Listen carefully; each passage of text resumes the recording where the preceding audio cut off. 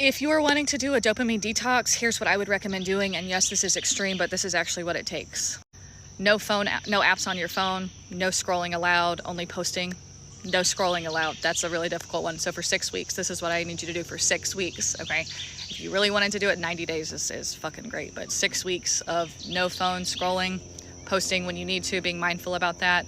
Switch to reading instead, no TV. I know, I don't watch TV at all anymore from my dopamine detoxes. I'm heavy on the reading. Reading is one of the greatest ways to self-regulate because you are using your mind, but your body is able to stay calm, and that can actually trigger you into teaching you how to process your trauma without having to go crazy, because you can read these crazy stories and you're like, oh, I can process this. I have things in common with that. So reading is great. I would highly recommend it. Daily walks are so important, getting that sunlight. Limiting your sugar. That's a hard one. No caffeine, very minimal sugar unless it's like fruits. So having a fruit smoothie every single morning is wonderful with greens in it. Highly recommend doing that. So with dopamine, it's so important to replace your habits with something that is beneficial to you, make it mutualistic. So having a smoothie, not having coffee, no alcohol, no cigarettes, no cannabis if you're into that. I know that can be really difficult, but it's necessary. No dating apps if you're like hyper scrolling on dating apps, don't do it. No pornography. It's about taking all of these things that you're escaping your life from. It's the pattern of escapism and removing them for 6 weeks. It will change your life, but it's really difficult. I'm not gonna lie to you. You're gonna get headaches, you're gonna be upset, you need to up your water. But you're gonna see all of the parts of you that are wanting to escape, and you'll be able to observe like, oh, why am I scrolling on my phone? Why am I doing this? Why? And you can start observing yourself, but you need to give yourself 6 weeks, and it's really difficult to commit to doing it. I'm not gonna lie. So like uninstalling your apps and only putting them on when you're posting is so important. Like I cannot stress that enough. The phone is the biggest one, as well as, alcohol. No alcohol. Seriously, no alcohol. Don't have it. It's terrible for your body. I don't care what anyone says. Alcohol is a neurotoxin. It is not good for your body. When you take away caffeine, that's going to be the most difficult one for most of you. It's really difficult to cold turkey coffee. Have cold showers instead. I know it sucks. It triggers you to have dopamine release. So what I suggest is making a list of all of the things that are distracting to you and going 6 weeks without them, or at the very least moderating yourself to the point where you're not codependent. You need to find your cycles of codependency and where you are trying to escape your reality, and then you can put a better habit in its place. So it's not about like ripping it out, it's about putting something else in its place. Also being very intentional and spending time with your kids. That's a difficult one for me, is like not distracting myself, like sitting with your children or your inner child and meditating, however that looks for you, whether it's yoga, it's stretching, whether it's working out, whether it's just sitting outside, whether it's reading a book, whether it's journaling, doing those things instead of dissociating. So I hope that helps. Let me know if you have any questions, comments, or concerns. This is how you do a dopamine detox. A lot of people are intimidated by dopamine detoxes, but it's actually really simple and easy. And it's one of the best things you can do to reset your dopamine baseline, which improves your mental health, mental clarity, anxiety, and presence in your daily life. Essentially, you'll feel much more centered and still, allowing you to be more proactive in your life instead of just being overwhelmed and reacting to everything that comes your way. So here's what you're gonna do. You're gonna take a weekend where you abstain from all highly stimulating activities. No looking at your phone, no watching TV, no eating shitty food, etc. Essentially, don't do anything that's been designed to overstimulate you. It doesn't mean you can't have fun. You can still hang out with your friends, read some books, do some outdoor activities, things like that, just nothing that's been designed to be intentionally addictive. Luckily, it only takes 1 to 3 days to reset your baseline, so just take one weekend and follow this rule, and I swear you will feel incredible afterwards. But just know going in, you're probably gonna be bored during it, but that's okay. That's literally what you're training yourself to do, to be comfortable without being constantly stimulated. If you have any questions about how to do a dopamine detox, leave them below and I'll try to respond to everyone.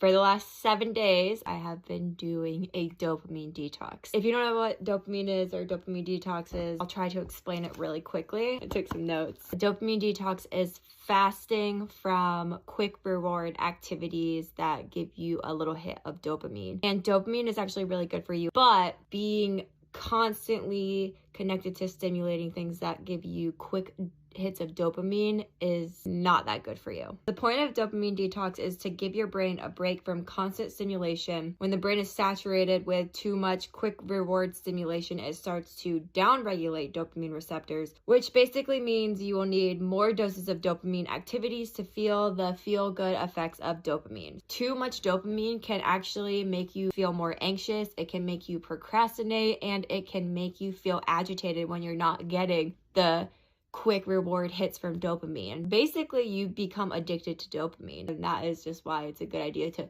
detox. So certain activities that can become dopamine addicting are things like social media, shopping, drinking, drugs, sex, gambling, overeating sugar, caffeine. So when you're like constantly getting quick hits of dopamine from like scrolling, then you can just go watch a feel-good show, you can listen to music, or you can eat something sweet and delicious, or you can go out and drink, and you can have sex with a bunch of people, or you can even literally get addicted to like having sex with yourself. It's just all sorts of ways that we are able to now in this day and age just be constantly stimulated and constantly getting these quick rewards of dopamine. So anyway, the reason why I wanted to do a dopamine detox is not because I have any addictions. It's just that my daughter was going to be with her dad for 7 days, which is the longest that I've ever been away from her. I wanted to make sure that I was using my time wisely. So I did 7 days of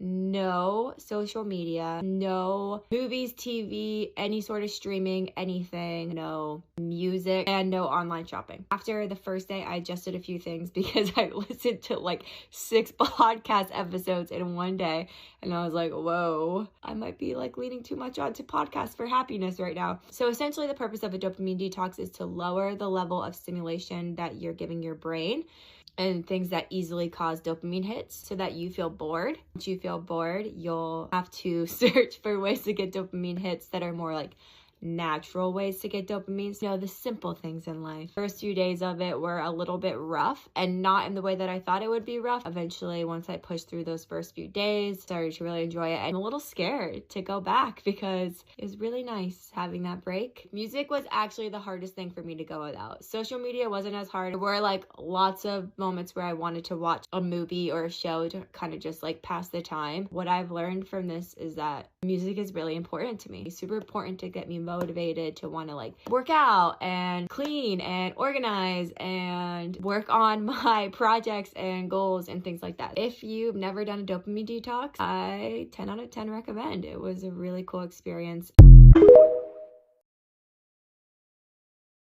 of the results I noticed from my 2-day dopamine detox where I locked myself in a hotel room, no books, no music, no TV, no alcohol, no phone, no talking. First of all, I think I realized how much I didn't want to be alone with my thoughts, which seemed interesting to me because I spend a lot of time alone by myself. But there's one thing to be alone with social media and being able to check your phone, being able to even work, that's completely different from just being alone with your thoughts. The reason why I really want to do this is because I felt myself becoming bored with everything. Like everything wasn't enough. Memes weren't funny enough anymore. I would go out with my friends and I'd be like, okay, I'm also kind of bored with this. Like, what's next? And it's like you try to top that every time. Such as with any addiction, you build a tolerance. So afterwards, I'll say things were boring, but in a different way. Like my phone was really boring, but not in the way where I wanted to scroll to find something. It was like I picked it up and I was like, it's not really doing it for me. I would just set it down. I think addiction is super easy to fall back into. So it's just something now where I'm reset that I'm really trying to not grab my phone as the first thing that I do. I'll also say eating is something I feel like that became better for me. Like I wasn't thinking about food all the time. Like I didn't have that food obsession. Again, all these things that give us dopamine can serve as a type of escape. So people escape through food, through music, through going out, through partying, through alcohol, all of that. But yeah, with the reset, I feel like I just feel way more leveled out. And it was interesting the things that I missed because I actually didn't really miss my phone, but I did miss things like books and music and things more that enriched me. So I feel like that's what I've been leaning towards more so. But you want to heal your nervous system, you got to be willing to be weird. This isn't going to do it. It's not going to do it. I literally spent over 2 decades of my life thinking I was stupid only to realize that I'm actually quite smart. I just had a dysregulated nervous system, and in just enough time to realize that intellectualizing it was not going to help me. I had to be willing to be weird. I'm talking be mid-conversation and ready to be like, I'll be back, and going to the bathroom to regulate myself. I'm talking being at the playground and taking my shoes off and standing in the grass barefoot, bouncing and shaking because that's what my body needed to regulate itself. I'm talking singing in the car, random dance parties, screaming when I felt like I needed to scream. You want to heal your nervous system? You got to take the mask off and you got to let go of all of that indoctrination and all of that domestication because this shit is primal. Your nervous system is not intellectual, it is primal. You have to be willing to get weird. I know you can do it and you don't have to do it alone. I am here for support. I can walk you through every step and be just as weird with you. I got a whole community of weirdos, and we got space for a couple more. The next 30 days, I'm doing my version of a dopamine detox. I see all these dopamine detoxes online, and I'm sure they're great, but I'm an entrepreneur. I work from my phone, and I can't give up social media and my phone for days on end. So this is what I'm going to do. Feel free to copy it. And why would someone even want to do a dopamine detox? Well, as a girly who's addicted to her phone, it definitely impacts our hormones, our cortisol, anxiety, depression, our sleep schedules, as well as our nervous system. And I spend so time just squinting at my phone, and I just know it's not good for me. I don't think anyone needs to question that staring at your phone just like it's not good for you. So what I'm doing for my version of the dopamine detox is on the weekends, I'm not allowed to use my phone besides like playing music, GPS, or like a quick little text, but I'm not allowed to go on social media or scroll at all. And Monday through Friday, I'm not allowed to use my phone in the first hour of waking and the last hour before I go to bed.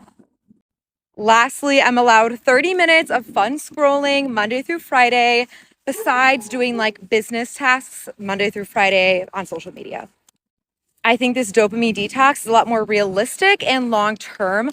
What's the point of doing a hardcore dopamine detox if you do it for 2 days and go back to your normal ways of being addicted to your screen? 3 things I will not do as a neuroscientist in order to protect my brain. Number 1 is go on my phone when I wake up in the morning. Whenever you wake up in the morning, your brainwaves transition from theta to alpha. This means that our subconscious mind is in a more programmable state. The content that you consume during this time will have a greater impact on your mindset and messes up our dopamine for the rest of the day so that we continue to check our phones. Number 2 is negative self-talk. What you say to yourself matters, and the more you put that into your brain, the more it gets wired in. And what's wired in is what we manifest. And number 3 is eat highly processed foods. There's plenty of science now to support that what you eat impacts your brain, but especially highly processed foods lead to brain aging, and we don't want that. I was talking to one of my best friends recently, and she mentions every single time I talk to her how much I've changed, and I love that so much, but it really makes me reflect on how much work I actually did. I have completely rewired my mind, changed my life, changed my identity. I'm in grad school right now to become a therapist, so these are the things that I did to rewire my mind. I struggled with self-sabotage, low self-esteem. I just felt like I was not living the life that I wanted to. I was miserable. So these are all the things that I wish I told my younger self. The first one is to establish a morning routine. You may not know this, but your subconscious mind is greatly affected by what you first consume in the morning and then right before you go to bed. That is why so many people say it's critical to not scroll within the first hour of waking up. The very first thing that I do in my morning routine is do a guided visualization meditation by Joe Dispenza. I think this is probably the biggest game changer for me. If you cannot see the destination of where you want to be or what you want to become, you will never get there. Everything that I've manifested is because I first visualized it. I'm also Christian, so I study some type of scripture and then I like to journal. Journaling has been a game changer for my stress and anxiety. It helps me to mind dump. I normally do 3 pages a day, and through journaling I could see my bad habits and where I was messing up mentally. Out of all the things that I'm going to share you guys, self-awareness is number 1. If you cannot be honest with yourself and what help you need, you will never progress. Number 2, I got therapy and I tried a bunch of different therapists. I did EMDR, I did brain spotting, and the most effective one for me that I've been doing recently is EFT. I do EFT by Brad Yates. I feel like I healed all my deep trauma, and so now I'm just like doing maintenance. EFT is a stem off of EMDR, and it is a lighter version of processing things. The third one that most people don't want to do is I put in the work. Meaning I bought a lot of books, I read all the books, I've taken a lot of courses, I listened to a lot of podcasts and audiobooks. I am very specific and picky with what I listen to, and you guys need to as well, because what you consume is what you will become. Another thing that's been making a huge difference lately, on your notes, write some things that you're really trying to work on and some bad habits, write some affirmations. Read that first thing when you wake up and right before you go to bed. With time, that will go into your subconscious mind and you will be more aware of these things. The last one is I'm extremely picky with who I surround myself with, friends or family. You do become the people that are closest to you. I have had to let go of friends that I never thought I'd let go of, family members, and those things are really hard, but honestly, to protect your peace and to protect your future life, you have to be very picky with who you surround yourself with and who you choose to let in. If you're being abused in any way by anybody, you need to cut all contact with them. Don't do it just for yourself, do it for your future generations, do it for your kids, do it for your husband. Eliminating the bad things in your life and adding in the good things that you need is essential to living your dream life. I hope these things help. Let me know what you guys think.